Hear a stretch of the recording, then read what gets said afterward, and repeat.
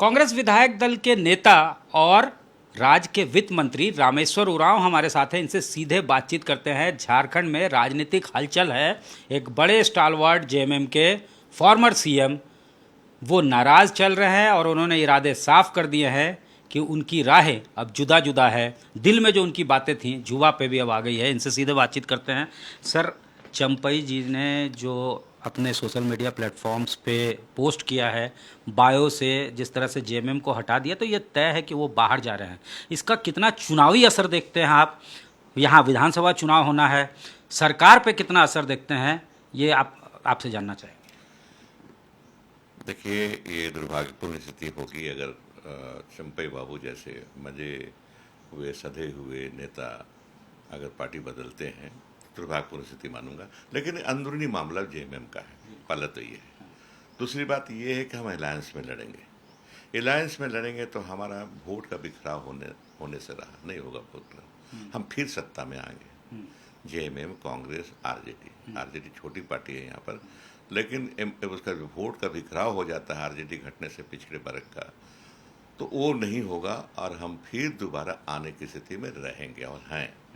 अभी भी फिलहाल कोई सेहत पर असर नहीं, अभी कोई सेहत नंबर पर के हिसाब से। नहीं, नंबर के हिसाब से हम इंटैक्ट हैं। अब कितना दिन बाकी है? 1.5-2 महीना बाकी है बस इलेक्शन का। हम इंटैक्ट हैं। हमें सरकार के स्वास्थ्य पर कोई खतरा नहीं है, कुछ भी नहीं है, हम आश्वस्त हैं। ये भी स्पेकुलेशंस था कि कांग्रेस के भी कुछ लोग बीजेपी से टच में हैं, तो आपने सबसे अपने विधायकों से बात की, वो इंटैक्ट है, आपके साथ है? सबसे बात कर ली और सबको टास्क दे दिया है कि गांव-गांव घूमो, इलेक्शन बहुत नज़दीक है, आप इधर उधर जाने की ज़रूरत नहीं है, अपने क्षेत्र में बने रहो। कल सबसे बात हमारी हो गई और सब क्षेत्र में ही है, कहीं कोई बाहर नहीं गए हैं। ये जो है बिल्कुल जो है अंदरूनी जेएमएम का मामला है। ये अंदरूनी मामला है, अंदरूनी मामला जेएमएम का। ये अलायंस को इसमें खतरा नहीं है, सरकार को भी खतरा नहीं है। ठीक है सर, हमसे बात करने के लिए बहुत धन्यवाद। धन्यवाद। रामेश्वर राव जी, इनका साफ तौर से कहना है कि बेशक जो है ये जेएमएम के अंदरूनी मामला है और इसका फ़र्क जो है कोई इलेक्टरल प्रोस्पेक्ट्स पे नहीं पड़ना है आगामी विधानसभा चुनाव में, इनका साफ तौर से दावा है। इसके अलावा कांग्रेस के विधायक इंटैक्ट हैं, ये इन्होंने एक बड़ी बात कही है और उनको टास्क दिया गया है कि वो अपने क्षेत्र में रहें, अपने गांव में जाएं और उनके क्षेत्र के लोगों के बीच रहें। ये उनको टास्क भी दिया गया है और साफ तौर से इनका कहना है कि एक बार फिर से ये महागठबंधन की जो सरकार है वो ऑल सेट है पावर में वापस आने के लिए झारखंड के अंदर। चंपई सोरेन के दिल में जो बात थी वो जुबा पे आ गई। उन्होंने कहा कि उन्हें अपमानित किया गया है और लोकतंत्र में ऐसा नहीं होना चाहिए। जिनको मुख्यमंत्री बनाया जाता है उनके शेड्यूल कैंसिल कर दिए जाते हैं बगैर पूछे हुए। विधायक दल का बैठक बुलाने का अधिकार उसे है, वो तक जो है उसके ऊपर भी पाबंदी लगा दी जाती है। इस वक्त जेएमएम के प्रवक्ता मनोज पांडे हमारे साथ हैं, इनसे सीधे बातचीत करते हैं। ट्वीट करके अपने सोशल मीडिया प्लेटफॉर्म्स पे चंपई सोरेन के दिल में जो बात था वो जुआ पे आ गई। उन्होंने कहा कि वो अपमानित और घुटन महसूस कर रहे हैं, जेएमएम के अंदर कर रहे थे। जिस तरह से उन्हें बेदखल किया गया सत्ता से, सत्ता का उन्हें कोई लोभ नहीं था, लेकिन तरीके से काफ़ी एतराज़ था उनको, जो उन्होंने पॉइंट आउट किया है उसमें। देखिए, सबसे पहले तो जो बातें चंपई बाबू ने लिखी हैं अपने पोस्ट में और जो संकेत वो दे रहे हैं, उससे बहुत दुख होता है हम सभी लोगों को। तमाम पार्टी के कार्यकर्ता, यहाँ तक कि हमारे पार्टी के नेता हेमंत सोरेन जी भी दुखी हैं और एक सम्मान उनका है हम लोगों की नज़र में। पुराने साथी हैं, गुरु जी के समय के साथी हैं और उनका पार्टी में एक अलग स्थान रहा है। जहाँ तक अपमानित और सम्मानित की बात है, तो इसी पार्टी ने, यही हेमंत सोरेन जी ने उन पर, उनके नाम पर मुहर लगाई और उनको मुख्यमंत्री का पद दिया। एक क्षेत्रीय दल में सबसे बड़ा पद जो होता है, राजनीतिक पद, वो मुख्यमंत्री का होता है और उन पर इतना एतबार माननीय हमारे नेता हेमंत जी ने किया, तो वो सम्मान मुझे लगता है तमाम छोटी छोटी बातों को छोड़ दें जिससे वो अपमानित महसूस कर रहे हैं, उससे बहुत बड़ी चीज़ है वो मौका देना। परिवारवाद का आरोप, सम्मानित का हुआ बिल्कुल परिवारवाद का आरोप लगाते रहे लोग। परिवार में कई एक ऐसे लोग थे जो इस बागडोर को संभाल सकते थे, सक्षम थे। उसके बावजूद हेमंत जी ने विश्वास जताया अपने पिता तुल्य चंपई बाबू पर। तो छोटी बातों पर ध्यान न देके वो याद करना चाहिए कि उस पार्टी ने उन्हें क्या दिया हमारे नेता ने उन्हें क्या दिया, और छोटी बातों को तो, लेकिन कहीं ना कहीं वो विपक्ष की जो चाल है उसमें फंसते दिख रहे हैं। उन्हें दिग्भ्रमित किया गया, उन्हें भड़काया गया, और मुझे लगता है किसी तरह का कुछ प्रलोभन की बात होगी। पद प्रतिष्ठा बहुत तरह का प्रलोभन होता है, तो उस जाल में वो फंसते दिख रहे हैं। बहुत दुर्भाग्यपूर्ण है, बहुत तकलीफ हम मतलब लोगों पीछे कोई और है, पर्दे के पीछे को। से बिल्कुल कोई और है, बिल्कुल है। ये विपक्षियों की साजिश है। उनके पास कोई आदमी, कोई नेता नहीं है, कोई चेहरा नहीं है।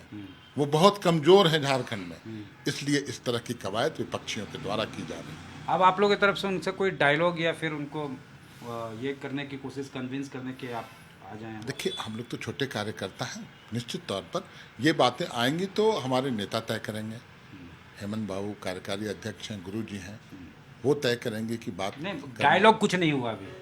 मेरी जानकारी में ये नहीं है। अच्छा, हमसे बात करने के लिए बहुत धन्यवाद। मनोज पांडे, साफ तौर से इनका कहना है कि पार्टी ने उन्हें अपमानित नहीं सम्मानित किया है मुख्यमंत्री का पद देके। अगर छोटी चीज़ों को छोड़ दिया जाए तो सबसे बड़ा बागडोर और सबसे ज़्यादा विश्वास जताया गया था, वो भी तब जब बाकी परिवार में अन्य लोग भी उस बागडोर को संभालने के लिए मौजूद थे, और पर्दे के पीछे से कुछ कोई और खेल कर रहा है, ये आरोप जेएमएम अब लगा रही है। वरना इस तरह की बातें चंपई सोरेन से उम्मीद पार्टी नहीं कर रही थी, ये इनका साफ तौर से कहना है। और दिग्भ्रमित किया गया है चंपई सोरेन को। इन बातों को जो वो लिख रहे हैं, इसको लेकर कहीं ना कहीं पीछे कोई और है, ये इनका साफ तौर से कहना है, पार्टी का साफ तौर से आरोप है। बीजेपी प्रदेश अध्यक्ष और पूर्व मुख्यमंत्री बाबूलाल मरांडी हमारे साथ हैं। यहाँ पे सियासी हलचल है, इनसे सीधे बातचीत करते। सर, जेएमएम का आरोप है कि जो भी खेल हो रहा है उसके पीछे, पर्दे के पीछे इशारों में उन्होंने कहा कि बीजेपी ही है, वो उनको दिग्भ्रमित कर रही है, चंपई सोरेन को। देखिए, कल मैंने चंपई सोरेन जी का जो उन्होंने जो लिखा है वो किसी ने हमें व्हाट्सएप में भेज दिया था, तो उसे बिल्कुल साफ लगता है कि क्या कहते हैं, दिल की गहराई में उनको चोट लगी है। और जब व्यक्ति को चोट लगता है तो स्वाभाविक है कोई भी अपनी स्वाभिमान के साथ समझौता नहीं कर पाता है, और उन्होंने उस पीड़ा को व्यक्त किया। उसमें बीजेपी का कहाँ उसमें मामला बनता है। और जो कि स्वाभाविक है, दर्द उनकी स्वाभाविक दर्द है,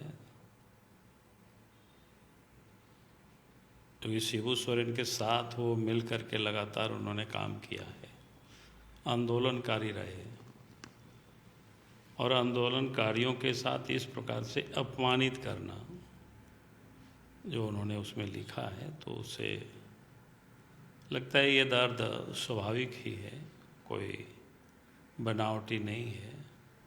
और फिर हम हेमंत जी से कहेंगे कि भाई, आप अपने विधायकों के ऊपर आप जब जिस प्रकार से संदेह करते हो, तो इसका अर्थ तो ये होता है कि आपको अपने लोगों के ऊपर विश्वास नहीं है। और आज ही नहीं, मैंने पहले भी कई दफ़ा कहा था कि भाई, उनके यहाँ सरकार थी, आपने देखा विधायकों को लेकर हैदराबाद चले गए, उनके यहाँ सरकार थी तो सब लोगों को रायपुर लेकर के चले गए। यानी उनको अपने विधायकों पर ही खुद की भरोसा नहीं है, विश्वास नहीं है, और वो तभी इस प्रकार की परिस्थितियां पैदा होती है जब अपने लोगों से मिलकर के सत्ता को या सरकार को ना चला करके जो जेल में बंद दलाल है, बिचौलिया है, उन लोगों के साथ सरकार चला रहे हैं, तो स्वाभाविक है कि उन लोगों को तकलीफ होगी, दर्द होगा। सर, जीतन राम मांझी ने साफ तौर से उनका स्वागत कर दिया, ये कह दिया कि आप टाइगर थे, टाइगर हैं, टाइगर रहेंगे, एनडीए परिवार में आपका स्वागत है। अब जीतन राम जी ने कहा है तो मैं उस बारे में तो कुछ भी नहीं कह सकता हूँ। बीजेपी में आए तो आप लोग नहीं, मैंने कोई करके आना चाहे? आने की बात तो नहीं है, हमारी कोई बात नहीं हुई है किसी से। हाँ, हाँ। तब इसलिए इस प्रकार के प्रश्नों का उत्तर तो हम नहीं दे सकते। ठीक है सर, हमसे बात करने के लिए बहुत धन्यवाद। चलिए। बाबूलाल मरांडी जी, साफ तौर से कहना है कि अभी किसी तरह से कोई बातचीत उनके तरफ से जो है डायलॉग नहीं हुआ है प्रदेश स्तर पे, और कौन क्या ट्वीट कर रहा है उस पे उनका कमेंट करना भी उचित नहीं। लेकिन जो परिस्थिति है उसके लिए जेएमएम ही जिम्मेवार है, बीजेपी का कहीं से कोई लेना देना इस मामले से नहीं है। जेएमएम का अंदरूनी मामला है ये बाबूलाल मरांडी जी का साफ तौर से कहना है। कैमरामैन राकेश तिवारी के साथ सत्यजीत कुमार, रांची आज तक।